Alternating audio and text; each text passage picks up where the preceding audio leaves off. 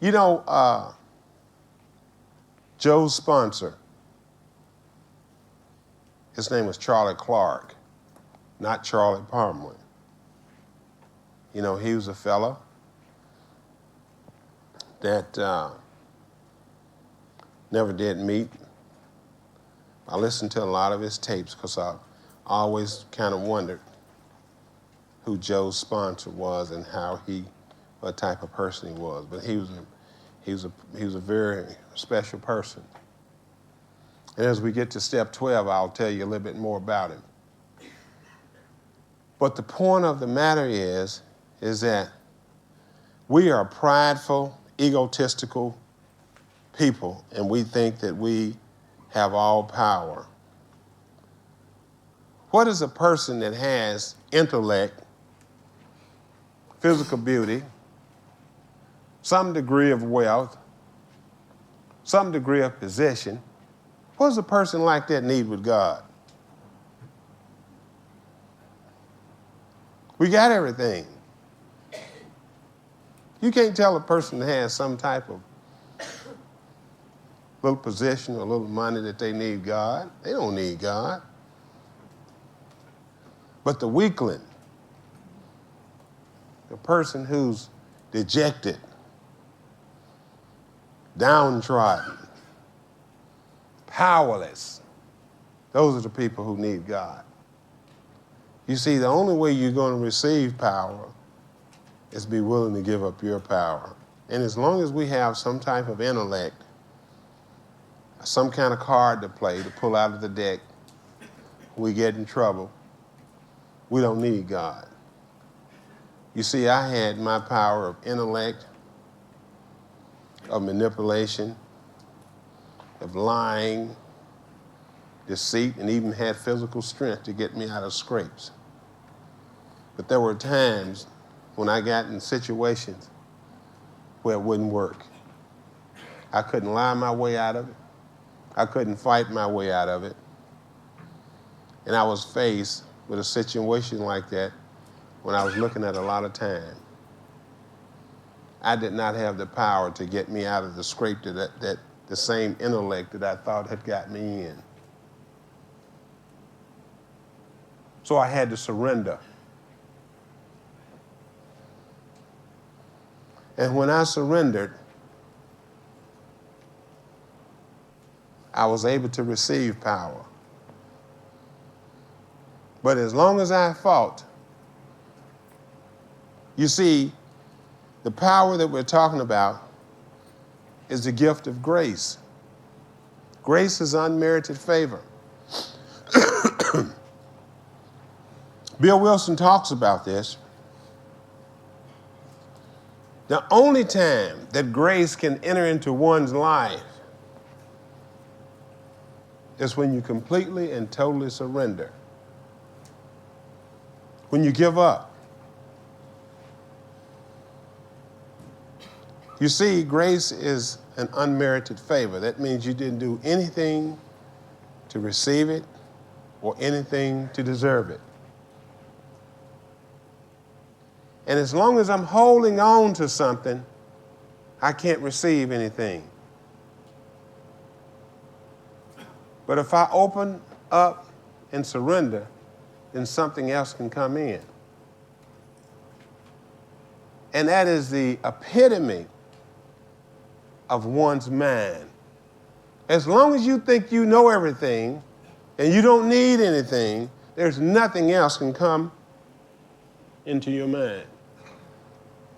But the moment that you recognize that you can't and he can, then the next thing is your decision is why don't you let it? And our book says there is one who has all power. Whereas he has all power, what do you think you have?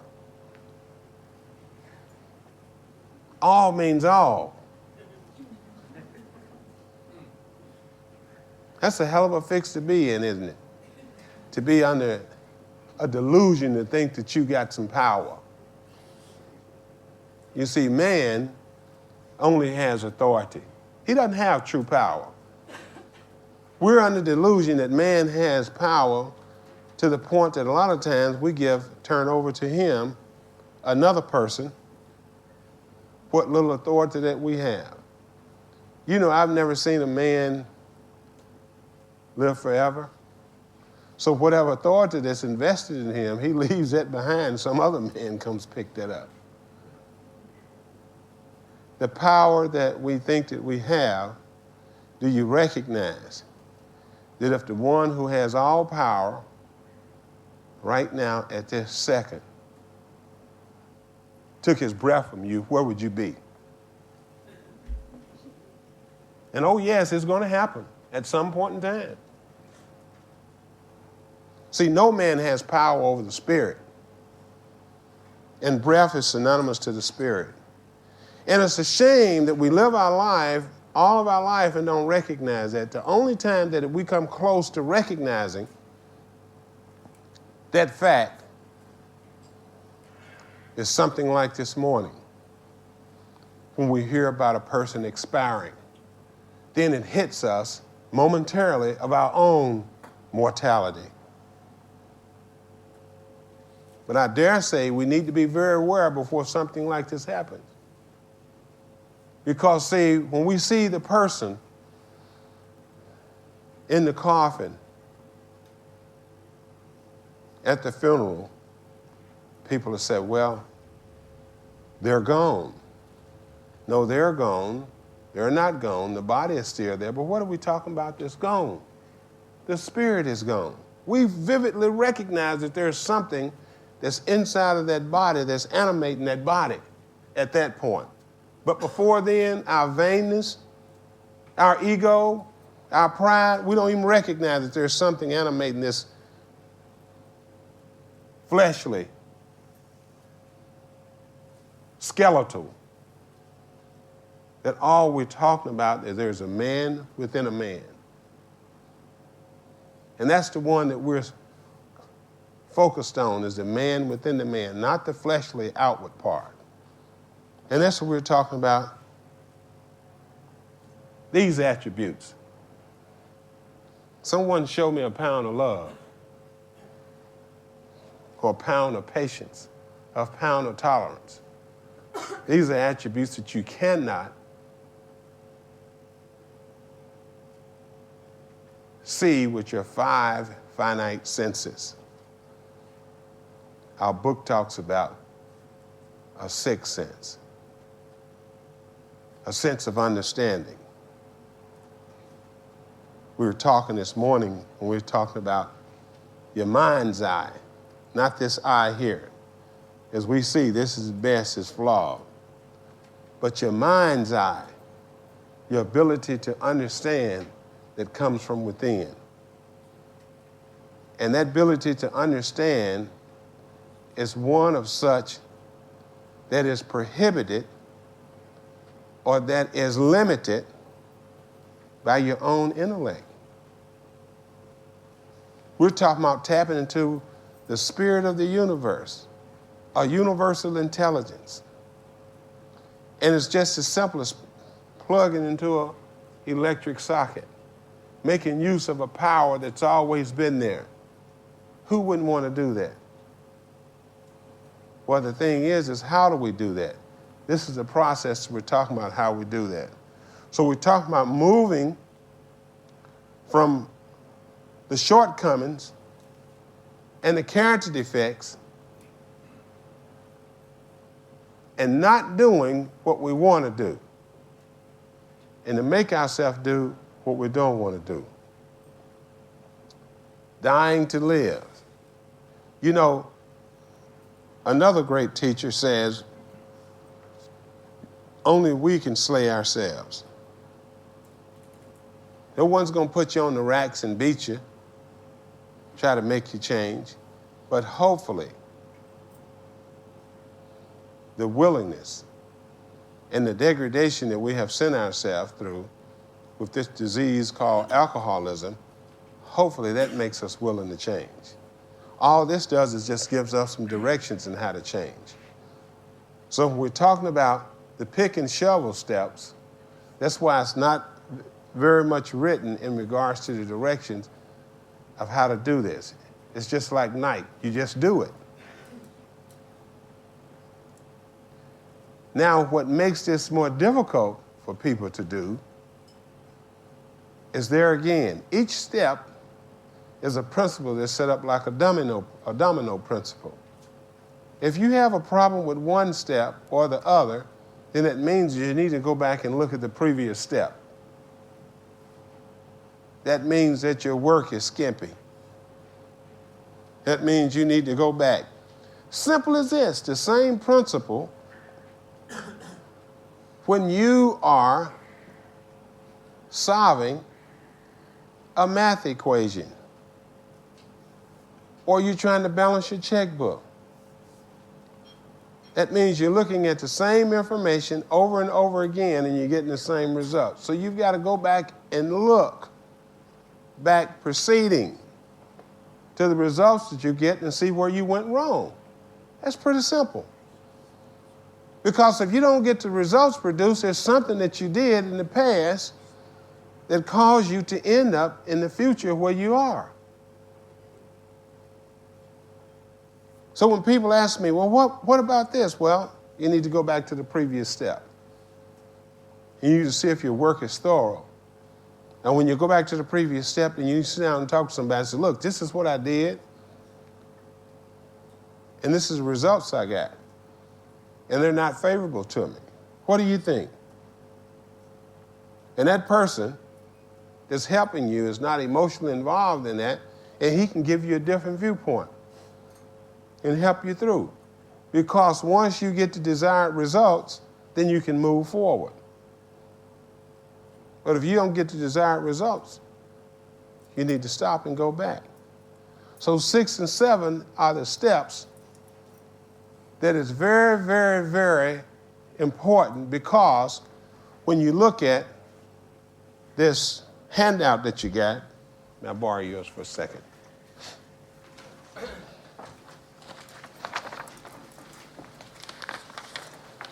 Which is the next after the, when you look at this handout here, you're looking at the 3 dimensions of life.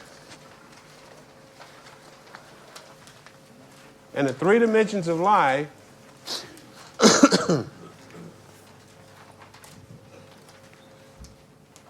the reason that it's very, very important that 6 and 7 are important, because it is preparing you to go out and do something that you've never attempted to do before, and something very difficult.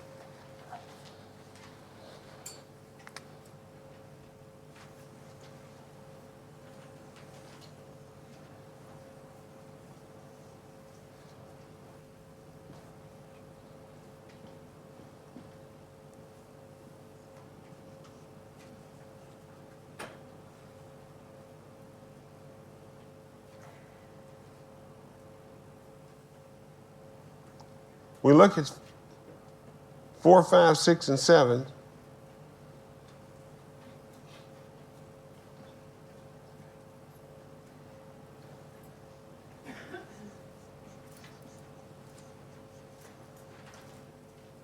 When we start off with this process, we start off with self that big. Matter of fact, I'm being generous.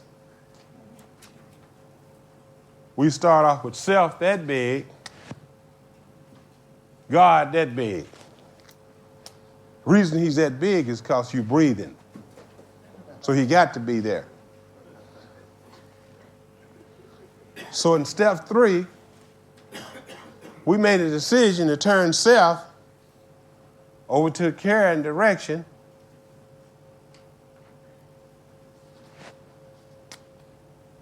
Make him that big. We never get rid of self. We're talking about putting it back in the proper context and make self that big. And then we go out from here. When he's that big, then he's the one that can change the thinking.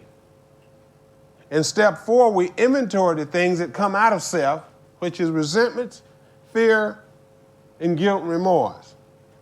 In step 5, we get a second opinion, because it says, through God That's the first one you got to consult now because you've made that decision.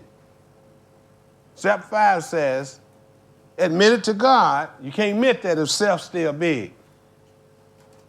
Admit to God, to ourselves, right here, that's us, our thinking, and to another human being. This is the 3 dimensions of life. If God is not the principal, a new employer, a new director, that's what our book talks about. There's no way you're going to be successful in this because this is what changes the thinking. Before we do this, we got self there, self-will, self-thinking. And when we got self-thinking, all these areas out here, job, family, church, clothes, money, car, all of this is in disarray. And we work our behind out in this outer area here. We lose a job, get a new job. Get estranged from our family, we don't go see them. If we're going to church, we quit going to church. We don't buy any more clothes. Money, we do anything to get it. We drive a car till it just fall down, won't make the repairs on it.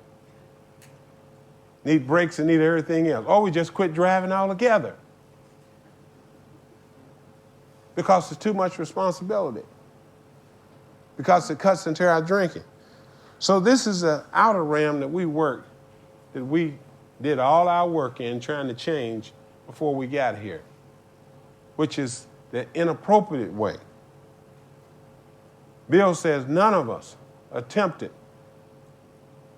our personal house cleaning. So instead of working from the outside in, we work from inside out. Our work starts here and move out. First thing, we've got to recognize there's a power greater than us. And we've got to turn our thinking over to this power. And when we turn our thinking over to this power, our outer realm begins to change. And the processes we're talking about, if we don't have different thinking, there's no way we're going to have the motivation to come out here and make the amends to the others that we've hurt. You see, this is the appropriate way for everything and anything to operate. Case in point, everything that's inanimate, this table, is made up of atoms. An atom is made up of a proton, a neutron, and an electron. That covers everything that you see that's inanimate. And there's only one other thing. That's a cell. That talks and covers everything animate, like the human being, the flowers. A cell. There's a nucleus, a nucleolus, and a cell body. Is that right, Clifford? He's a medical person. He's a professional authority on what we're talking about. I do not mind using to emphasize the point. So everything in the world is made up of this threefold fashion. You look at an apple, the seed, the meat, and the core. An egg, the yolk, the white, and the shell. You look at a human being, spirit, soul, and body. Everything grows from the inside out. When you take those big conker trees, the conkers, starts off with a little bitty conker, doesn't it? Then it's got a shell on it and it grows out and you can plant it. Goes into a great big tree. How many of you ever saw a baby born outside the womb? Even in vitro fertilization, it has to be placed inside. Wasn't that right?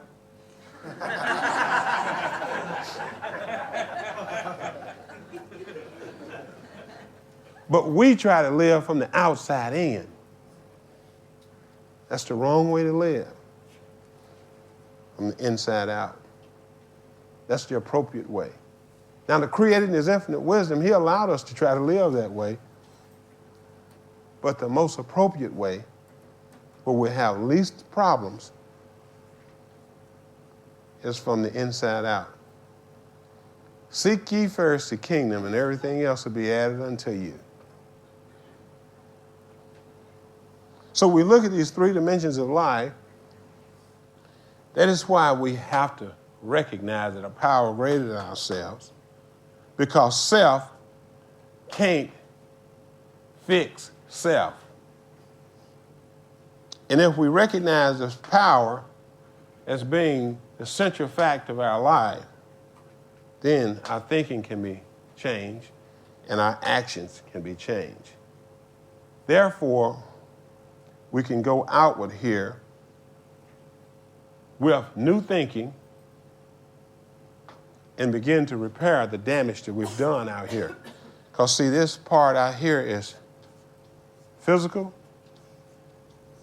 and social.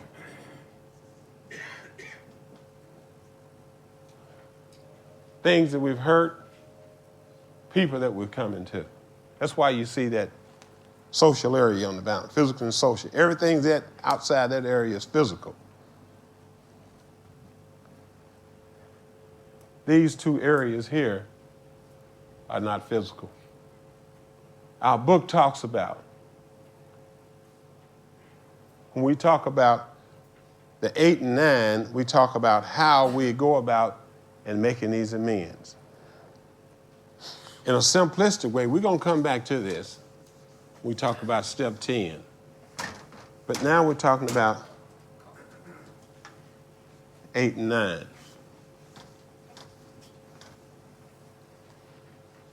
We're talking about steps 8 and 9. You know, there's two types of amends. There's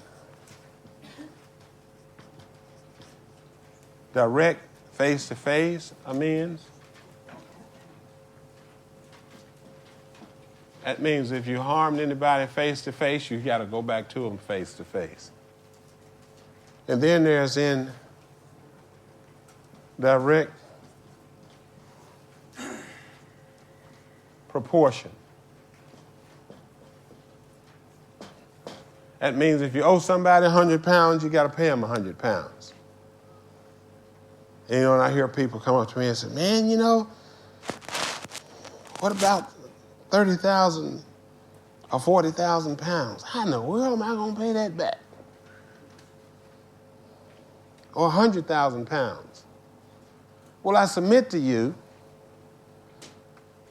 if you got the meager intellect to steal that much, don't you think the Creator got enough intellect to help you pay it back?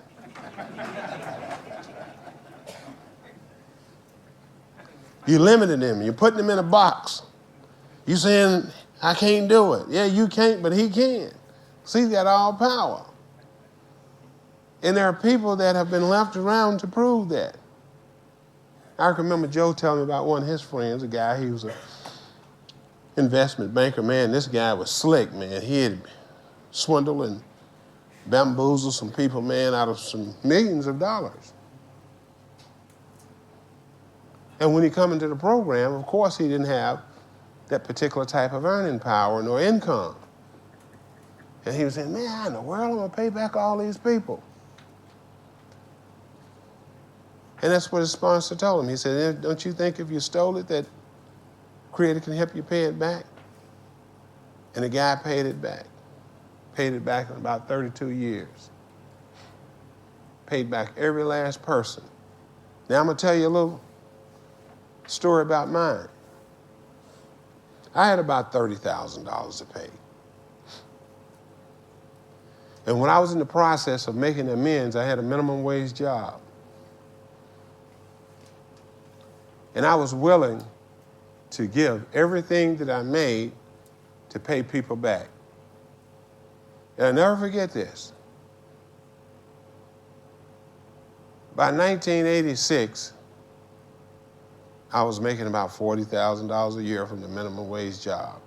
And I was about 3/4 of the way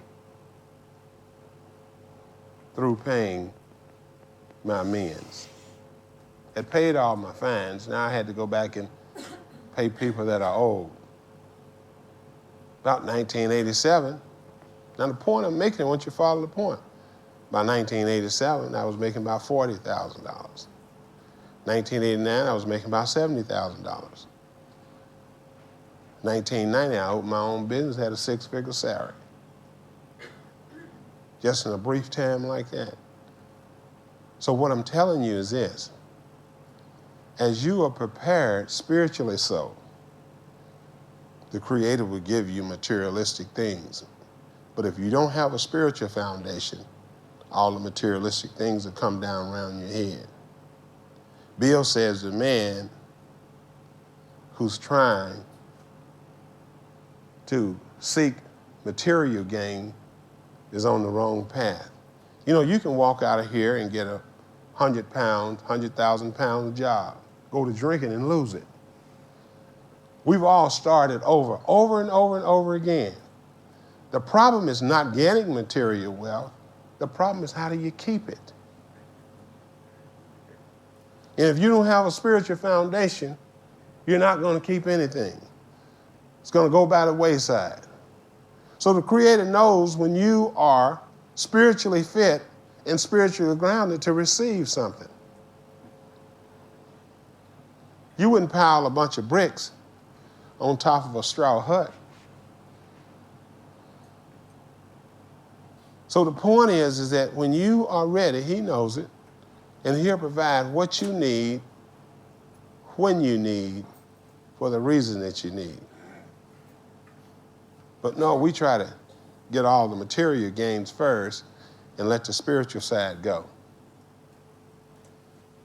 Remember the process we're talking about. We try the outer realm first. We want to gather everything we can, but we want to let the spiritual, the center, go. We don't want to give a hoot and a holler about our spiritual essence, the man inside the man. We just want to worry about the outer man, how I look. Look at me.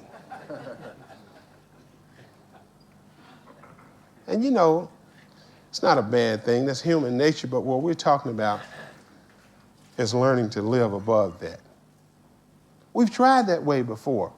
All of us in here have tried that over and over and over again, and we were never, ever, ever satisfied with the results. The results, Bill says, we only seem to be victors, temporal, because as soon as you get that thing, oh boy, I got this new car, this new house, and you know, it's fleeting. I don't care if it's even an education. The moment you get an undergraduate degree and then you walk in the room with a bunch of PhDs, how do you think that make you feel? See, it's fleeting. So, you know, and you walk in the room because all of this self is based on these material things and our pride and our ego. How do you think you feel in a room of millionaires? Not very tall, would you? So then you got to work, and I got to get to that level.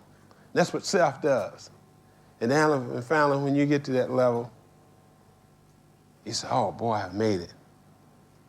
How many of you ever considered, and I experienced this, because I remember one time having a bunch of money in a position, and then all of a sudden the thought crossed my mind, is this all that it is? Is this all that it is? Because when you have that thing, it does not satisfy the void that Joyce talked about of Carl Jung, of the thirst for wholeness. It does not make you whole. Until this man is satisfied on the inside, and the only one can satisfy the one on the inside is the one who created it, you will not be whole. So we look at these direct face-to-face amends that we have to make, and that is the complete consummation of the process that we're talking about. because there are no new steps after 8 and 9. Now we look at all the difficult ones and we have a simpler way to start. We look at the ones that we can do right now. Because we said we made this list and we did step 4. And the ones now is mom, dad, grandmom, nana, people who've been waiting on us to straighten up for a long time. That list is pretty long.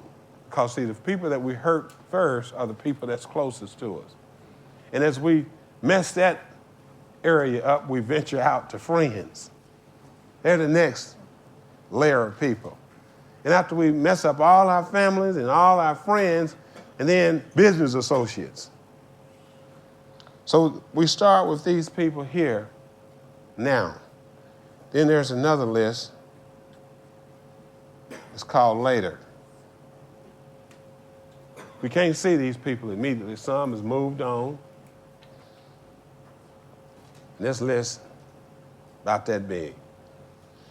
Next list, we look at the maybes. This list right here is people that, well, I did something to them, but they did something to me too. So maybe I'll make amends to them and maybe I won't.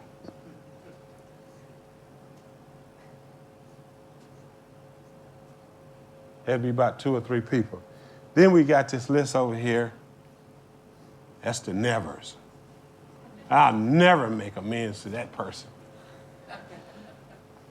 That person is someone like maybe robbed or raped us. And we'll say, I never make amends to him because I didn't do nothing. But you know, we'll take this as a reason not to get started here. We'll take this one as a reason not to get started here. Because the resentment and the fear that we have over here, if we have not inventoried it correctly, it'll stop us from starting with the ones that we know that we owe people. So we start at a simpler level. And listen what our book says.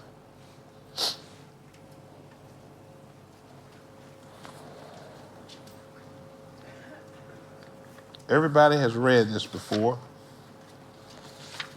And that is bottom of page 83.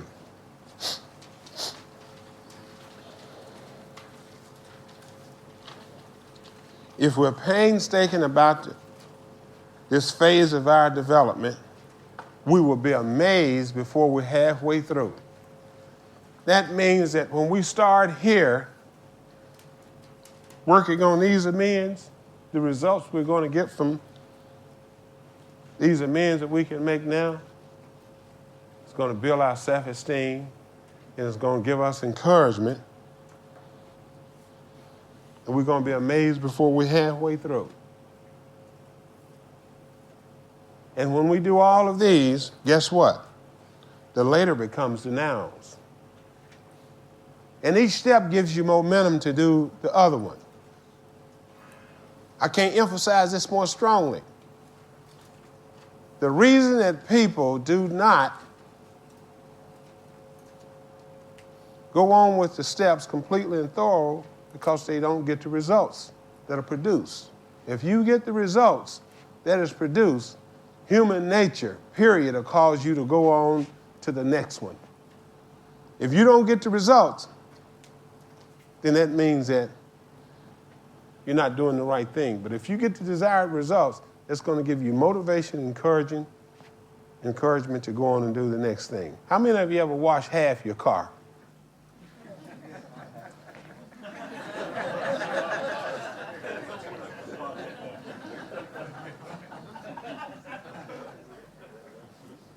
Great, Timmy. But the point is I'm making is when you're in your flat, you had to clean up for about a week, and you look at it and it even makes you disgusted. You say, man, I got to do something about this. So, well, I guess I'll just clean the table off. And you're starting off cleaning the table. And all of a sudden, the rest of the stuff doesn't look too swift either. And you find yourself not only cleaning the table, but cleaning your whole flat. Because you're not satisfied with just half results. This is what it says. If we're painstaking about this phase of our development, we will be amazed before we're halfway through. We're going to know a new freedom and a new happiness. We will not regret the past nor wish to shut the door on it. These are the promises. We will comprehend the word serenity and we will know peace. That's as a result of working steps 8 and 9. No matter how far down the scale we've gone, we will see how our experience can benefit others. That feeling of uselessness and self-pity will disappear. We will lose interest in self-esteem and gain interest in our fellows.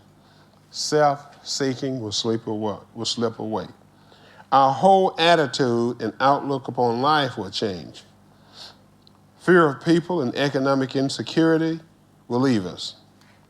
We will intuitively know how to handle situations which used to baffle us. We will suddenly realize that God is doing for us what we cannot do for ourselves.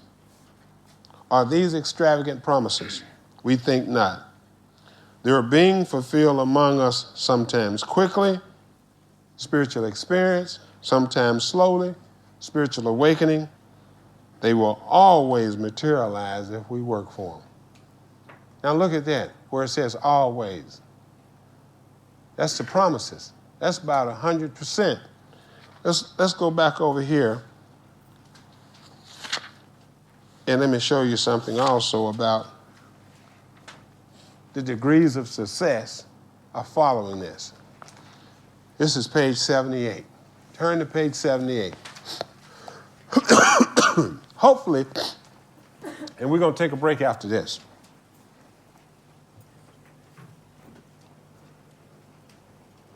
People ask me about making amends. And they're a little bit apprehensive, and Bill says diffident about making these amends. But listen what it says when you actually do this. This is this first paragraph. In 9 cases out of 10, the unexpected happens. That's a 90% success. Listen what else it says. Sometimes the man we're calling upon admits his own faults, so feuds of years standing melt away in how long? 1 hour.